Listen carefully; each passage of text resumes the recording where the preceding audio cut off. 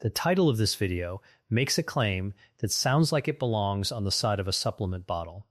Cuts cancer risk in half. It sounds too clean, too dramatic, too convenient. I want to tell you upfront that the number is real. It comes from some of the largest and most rigorous prospective studies in cancer prevention research.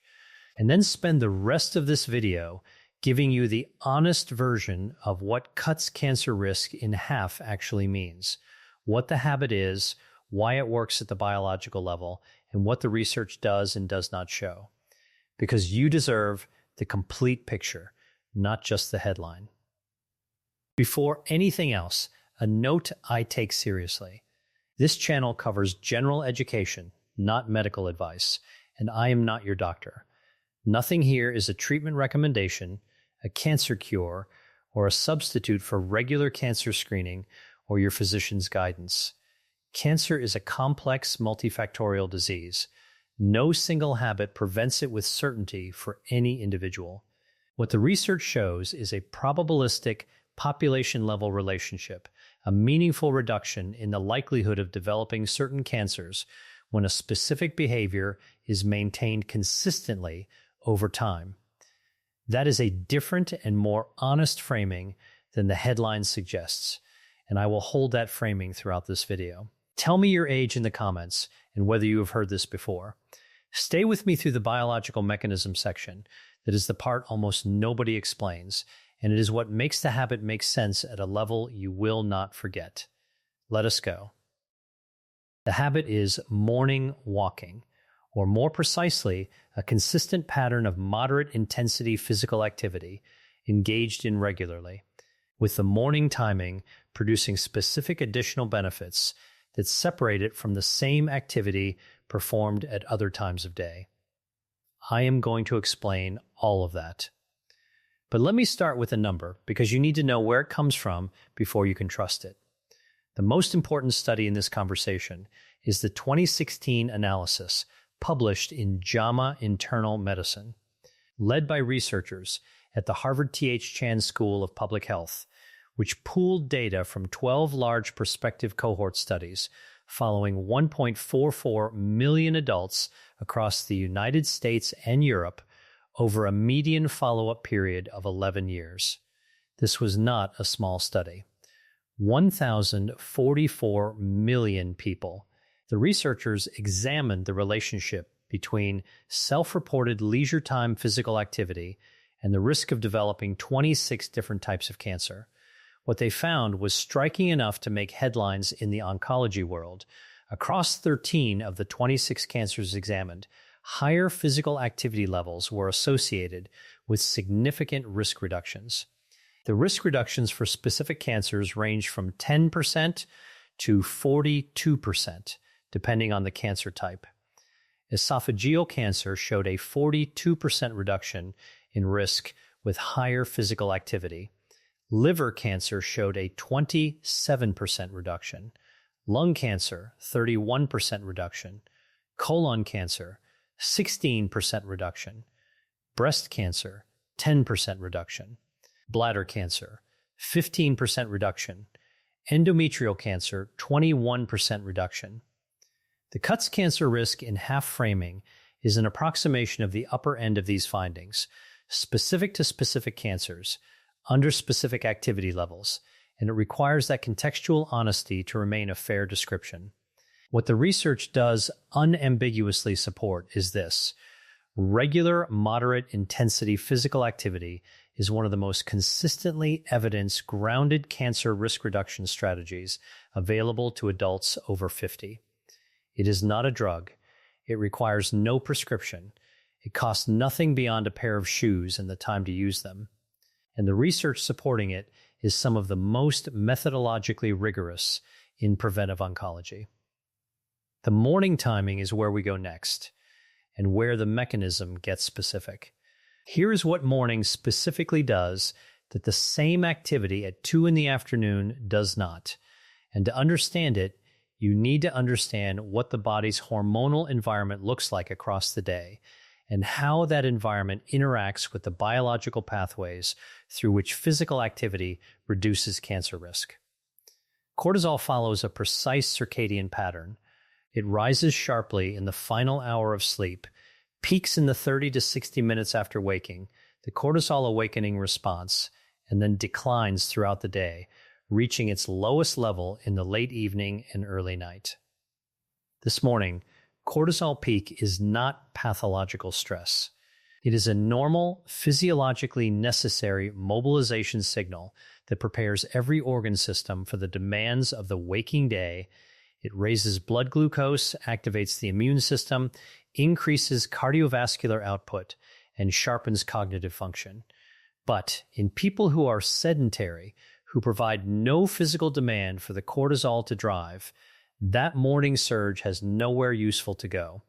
It remains elevated longer than it should, and chronically elevated cortisol is one of the primary hormonal drivers of the inflammatory environment in which cancer cells find it easier to survive and proliferate. A brief morning walk, 30 minutes at moderate intensity, uses the cortisol surge as it is biologically designed to be used. The elevated cortisol mobilizes energy, the physical demand consumes it, and the cortisol drops back to baseline more quickly than it would in a sedentary morning. The result is a meaningfully shorter window of elevated systemic cortisol in the critical early morning hours. That is the first mechanism. And the cancer relevance of chronic cortisol elevation is more specific than it might initially seem. Cortisol suppresses natural killer cell function. This is the primary mechanism by which psychological stress increases cancer risk, and it is well documented in the psychoneuroimmunology literature. Chronically elevated morning cortisol from sedentary behavior is not identical in magnitude to the cortisol elevation from acute psychological trauma, but it is operating through the same pathway. Elevated glucocorticoids signal the natural killer cells to stand down, reducing the intensity of immune cancer surveillance during the very hours when the body is otherwise most physiologically alert. A morning walk that burns through the cortisol surge and drives it back to baseline is also simultaneously releasing the suppressive brake on natural killer cell function. The walk is not just reducing cortisol, it is unsuppressing the immune surveillance that elevated cortisol was holding back. That is the first mechanism. The second is insulin and glucose regulation. Morning physical activity improves insulin sensitivity in the skeletal muscle for the next 12 to 24 hours, which means that glucose entering the bloodstream after breakfast is cleared more efficiently. Chronically elevated fasting insulin is a known cancer promoter. It activates the insulin-like growth factor 1 pathway, which stimulates cell proliferation and inhibits apoptosis, the programmed cell death that is the body's primary mechanism for eliminating cells with DNA errors before they become malignant. Better morning insulin sensitivity means lower IGF-1 signaling for the remainder of the day. That is the second mechanism. The third, and the one with the most direct oncological relevance, is natural killer cell mobilization. Natural killer cells are the immune system's primary surveillance team for cancer. Their job, executed continuously throughout the life of the immune system, is to identify and destroy cells that have acquired the molecular features of malignancy, abnormal surface markers, absent MHC class I molecules, the stress-induced ligands that mark a cell as dangerous, before those cells can multiply into a clinically detectable tumor. The vast majority of malignant cell transformations that occur in the body are eliminated by natural killer cells before they ever produce a symptom. What limits natural killer cell surveillance is not the absence of these cells. Most healthy adults have adequate numbers, but their deployment. Natural killer cells must be mobilized from their resting state in lymphoid tissue and bone marrow into the peripheral bloodstream to reach the tissues where cancer cell transformation is occurring. Physical activity is the most potent known physiological stimulus for natural killer cell mobilization.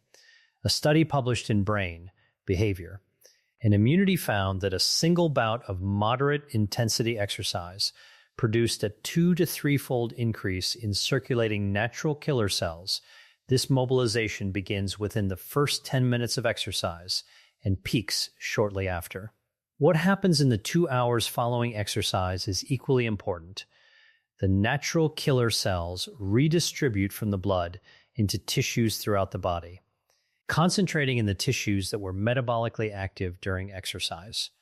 A morning walk mobilizes natural killer cells into circulation and then distributes them into the peripheral tissues, the epithelial linings of the lungs, the colon, the breast, the bladder, precisely the tissues where the cancer risk reductions in the 1.44 million person study were most pronounced.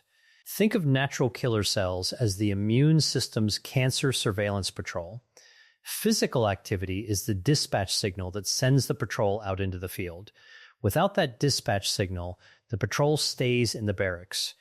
The morning walk is the signal, every morning, and the daily consistency is not incidental. The mobilization of natural killer cells during exercise is acute and powerful. But the redistribution into peripheral tissues is transient. The patrol goes out, does its surveillance work, and returns to resting compartments within a few hours. This means that the cancer surveillance benefit of physical activity is not stored. It is created fresh with each bout of activity and then expires. A person who exercises intensely once a week for 2 hours produces a strong acute mobilization twice a week and near zero surveillance enhancement on the other 5 days. A person who walks 30 minutes every morning produces a moderate but consistent daily mobilization, a lower peak but a vastly more continuous surveillance pattern across the week. The research on cancer prevention consistently favors the distributed daily pattern over the high-intensity, infrequent pattern. Specifically for this reason, cancer cell transformation is a daily, continuous biological process, and the immune surveillance that intercepts it needs to be equally continuous to be maximally effective.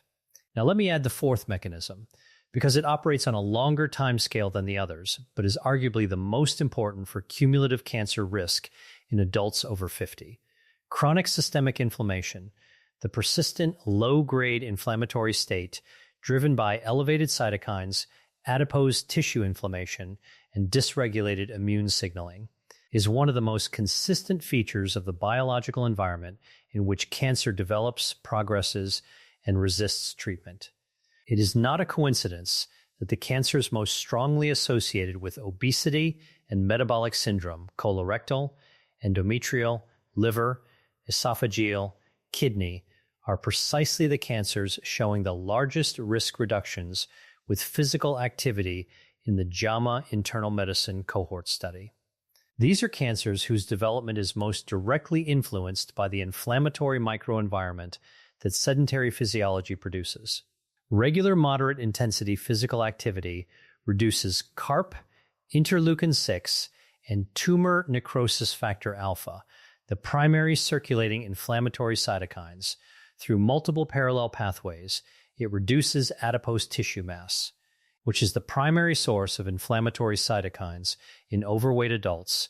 It increases anti-inflammatory myokines produced by skeletal muscle during contraction, particularly interleukin-10 and interleukin-15. And it improves insulin sensitivity, which reduces the hyperinsulinemia-driven inflammatory signaling that characterizes metabolic syndrome. A systematic review published in the British Journal of Sports Medicine, examining the effects of regular exercise on inflammatory biomarkers in adults over 50, found that sustained aerobic exercise programs produce significant reductions in CAR-P and IL-6 within 8 to 12 weeks, reductions of a magnitude associated with meaningful clinical benefit in cardiovascular and cancer risk. Literature. These are not marginal changes. They are measurable shifts in the biological environment that cancer requires to develop. Morning walking, practiced consistently over months and years, is gradually and continuously recalibrating the inflammatory state of the body in a direction that makes the tissue microenvironment less permissive to malignant development. There is a fifth mechanism worth adding here, because it is specific to adults over 50 in a way the others are not equally. Adipose tissue, body fat, is not metabolically inert. It is an active endocrine organ that produces estrogen through a process called peripheral aromatization, converting androgens to estrogens in the fat cells themselves. Postmenopausal women who have lost the ovarian estrogen production that dominated their reproductive years derive an increasing proportion of their total estrogen from this peripheral adipose source. Chronically elevated estrogen from excess adipose tissue is the primary hormonal driver of postmenopausal breast cancer and endometrial cancer risk. Regular physical activity reduces both total adipose mass and the activity of the aromatase enzyme that drives peripheral estrogen production, producing a measurable reduction in circulating estrogen in postmenopausal women that translates directly to reduced breast and endometrial cancer risk. This is one of the mechanistic pathways with the strongest and most specific evidence base in oncology, and it applies to women over 50 in a way that makes the morning walk not just a general cancer prevention strategy, but a specifically targeted hormonal intervention for the cancers most common in their demographic. Consider a man in his early 60s. Call him someone who had been sedentary for a decade following retirement, gained weight progressively, and was told at a routine check that his CARP and fasting insulin were both elevated. He began a daily 30-minute morning walk, not primarily for cancer prevention. He had not been told this research, but for blood pressure and mood. After 8 months, his CARP had dropped by 40%. His fasting insulin had normalized. His physician noted both changes at his annual visit. He had not changed his diet substantially. He had not taken any new medication. He had walked every morning. That is what the mechanism looks like in a real person, producing real, measurable changes in the biological markers that the cancer prevention research identifies as the drivers of risk. The morning specificity goes one layer deeper, and it involves a compound most people have heard of in a different context, melatonin. Melatonin is known primarily as a sleep hormone. What it is less commonly known for is its direct anti-cancer properties. Melatonin inhibits the proliferation of cancer cells in multiple in vitro and animal studies, enhances the cytotoxic activity of natural killer cells, functions as a potent antioxidant in the context of DNA repair, and has been found in epidemiological studies to be significantly lower in people who work night shifts, a population with well-documented elevated cancer risk, particularly for breast and colorectal cancer. The connection to morning walking is through the circadian light signal.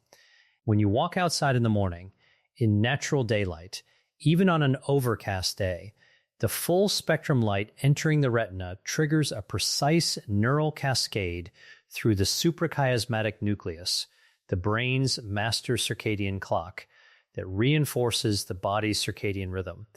It sharpens the daytime cortisol peak, which improves the depth of the subsequent melatonin-driven nighttime trough, which in turn ensures that melatonin rises robustly in the evening hours when its anti-proliferative and immune-supporting functions operate.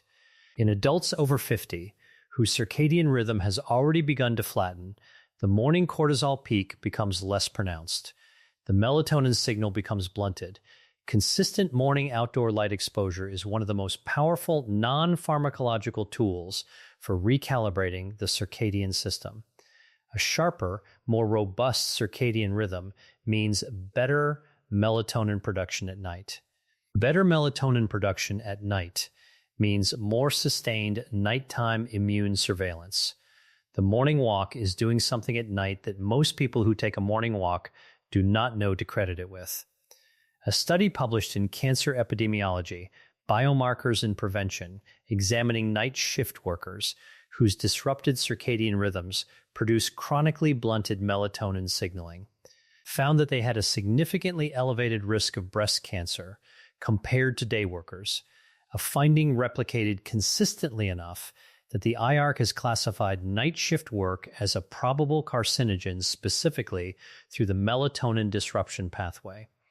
The morning walk is the low-tech, accessible inverse of that disruption. Instead of suppressing the circadian signal, it reinforces it. Instead of blunting the nighttime melatonin rise, it amplifies it. The outdoor light exposure during the walk is not incidental. It is the mechanism. An indoor treadmill walk at the same intensity produces the cardiovascular and ENK cell benefits, but the circadian resetting effect requires the full-spectrum outdoor light signal, particularly the blue light frequencies that are most abundant in morning daylight and most effective at activating the retinohypothalamic tract that communicates with the suprachiasmatic nucleus. Outdoor in the morning is not a preference. It is the specific condition that produces the circadian benefit. Let me be direct about what the research does not say, because intellectual honesty requires it. The 1.44 million person study is observational. It cannot prove causation, and it is important to be explicit about what that means. Observational studies follow people who choose their own behaviors and measure outcomes.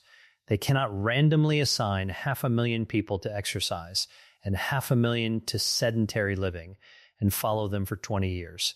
The gold standard for proving causation, the randomized controlled trial, is logistically impossible for this question at this scale. The case for causation rests instead on the convergence of three independent lines of evidence: the epidemiological association from large prospective cohorts, the biological plausibility from the mechanistic studies on NK cells, IGF-1, inflammation, and cortisol, and the dose-response relationship, more activity, more risk reduction, in a graded proportional pattern, which is the epidemiological hallmark of a true causal relationship rather than a confounding artifact.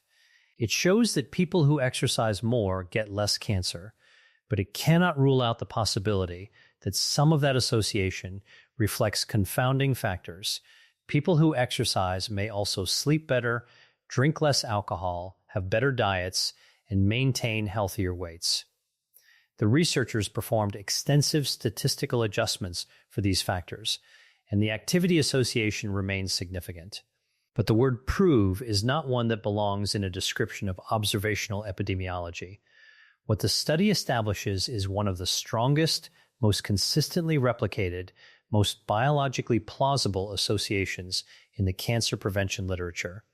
The mechanistic studies, the natural killer cell mobilization data, the IGF-1 pathway research, the inflammatory cytokine studies, provide the biological scaffolding that makes the association credible.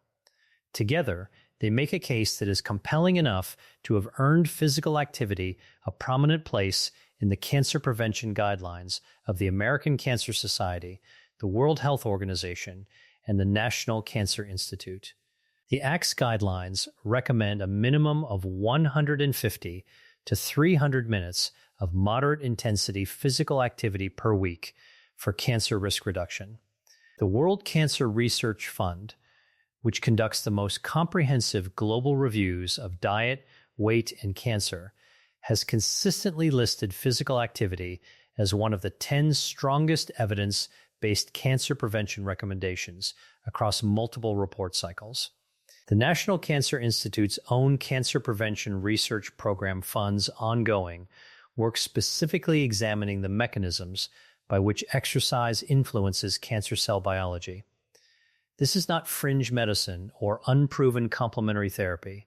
It is mainstream preventive oncology, and the research base behind it is decades deep and methodologically rigorous. 30 minutes of morning walking 5 days per week sits at the lower end of that range. It is not the maximum evidence-grounded dose.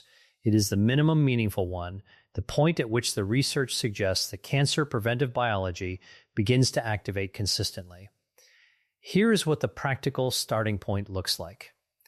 30 minutes. Outdoors when possible. for the circadian light signal.